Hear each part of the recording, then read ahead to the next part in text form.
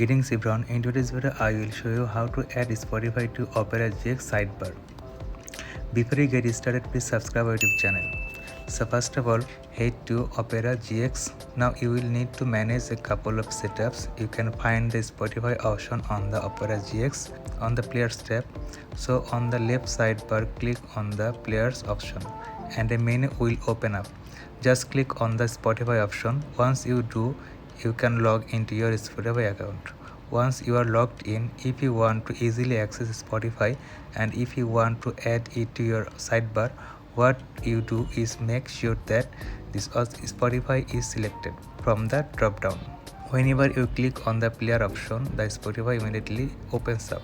Even when you close the tab or close the browser, when you open up again, and Spotify will always open up once you click on the player. So that's the way of adding Spotify to Opera GX. I hope this video was helpful to you. Thanks for watching this video.